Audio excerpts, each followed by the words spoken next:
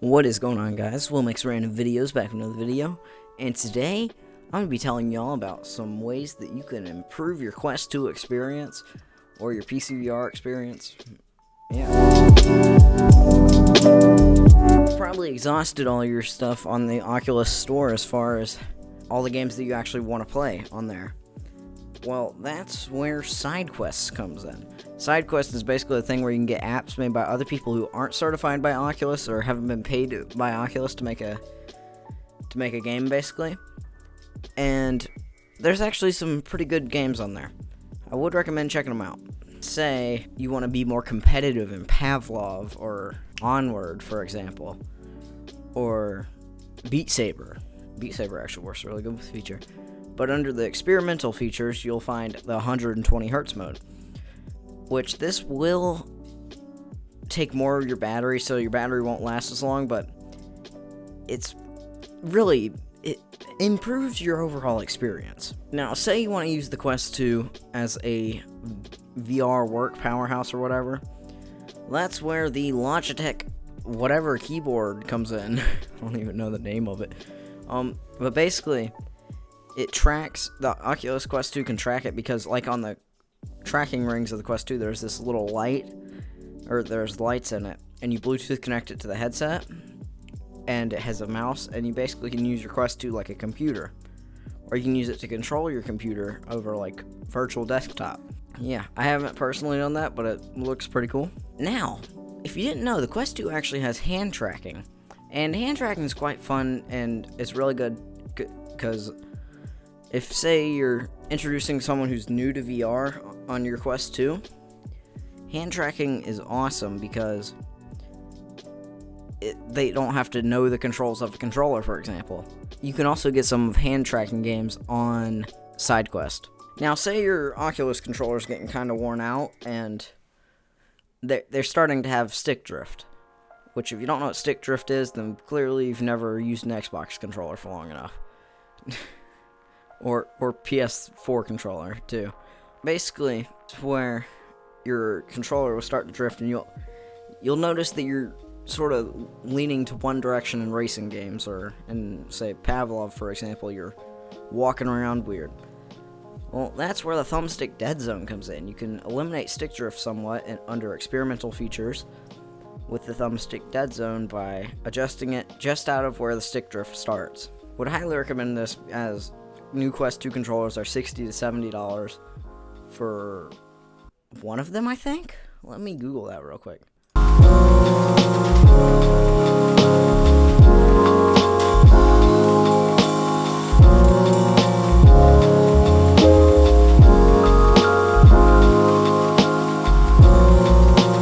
Yeah, just one Quest 2 controller is actually $70 or $69, which Facebook, all I gotta say is nice. Yeah, that can sort of bring some life back into your controller, which, considering the price tag of the controllers, you may want to do.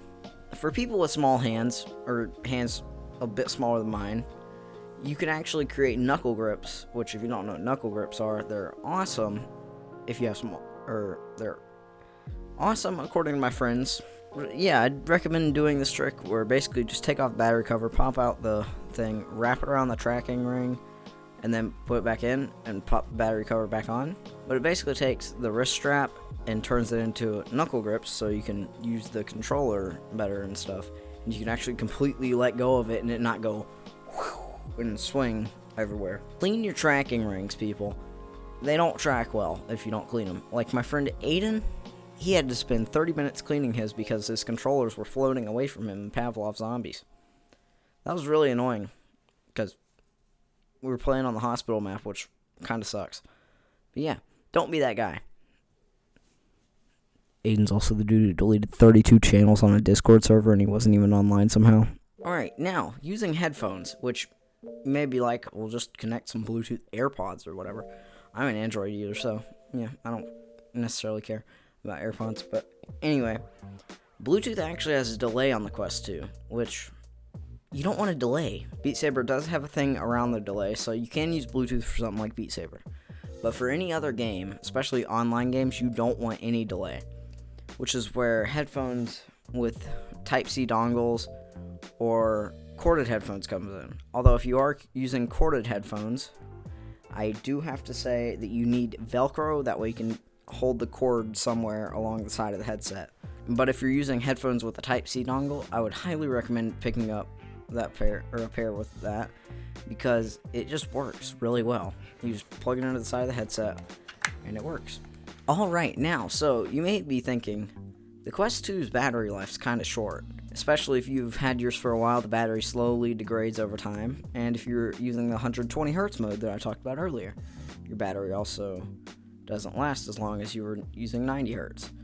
Well, that's where a battery pack comes in. A battery pack that you just pick up a short cord to, and you slide it in your pocket while you're playing, and then you instantly can extend the Quest 2's battery life by a couple hours because it's getting constant charge. Now, some that I would recommend checking out are the Anker battery packs, being that they are very good and relatively cheap for the amount of features, I guess you can say, you get in them. A head strap for VR. You would want, or if you're unlike me and you think the Quest 2's stock head strap sucks, which I prefer it over something like the Rift S's head strap, being that my head's weirdly shaped on the back because I slipped and busted my head open at a pool. Wasn't fun. Yeah, so my head's weirdly shaped at the back, so if I put on the Rift S's head strap, which is solid plastic if you didn't know, with just a bit of padding, it squeezes that spot and it doesn't really feel so good. Now, the Quest 2's head strap is comfortable in my opinion, but there are other head straps which don't buy the Elite strap right now. They still haven't fixed the braking issues, but buy like a knockoff Elite strap. Alright, now aftermarket head strap, they do make some that have battery packs in the back, which are pretty good actually. I'd recommend picking one up if your head's not, if you don't particularly like the other one, or you're using a link cable and you don't have a solution like what I'm going to talk about in a few seconds. Alright, now SteamVR. If you're using the Quest 2 for PC VR, I would highly recommend figuring out how you can do this. It's fairly easy to set up. You just need to install SteamVR and have a SteamVR game. Yeah, but I would recommend doing this because you can get access to so many more games, so many more free games, and yeah, and plus you get Steam points whenever you buy a Steam game. Who would have guessed that? Alright, now say you don't feel like spending $70 on an Oculus Link cable, or just don't want to mess around with the cable. Well, if you have Wi-Fi 6 or Wi-Fi 6E or whatever it's called, which my computer does actually, but I still run it through Ethernet because we have gigabit Ethernet here, you may want to try out Airlink, which Airlink is Oculus's thing for, it's free actually also, for wireless PC VR. And if you have good Wi-Fi, you have a good router, then I would recommend doing this, because it can highly improve your experience if you aren't willing to put up a pulley system like what I want to do. You may be using a link cable right now and be thinking, why is it stuck at 72 Hertz at like not even 4K? Yeah, sorry if you can't get a graphics card right now. Well, say you have a fairly powerful graphics card. I would highly recommend moving the frame rate slider up to 120 Hertz or 90 Hertz or 80 Hertz, depending on whatever you want to play, and adjusting the resolution up a little bit if your graphics card is powerful enough. Yeah, but it looks really good at like slightly over 4K on the Quest 2, as Echo VR ran better for some reason. I think it's because I was using a actual standardized refresh rate.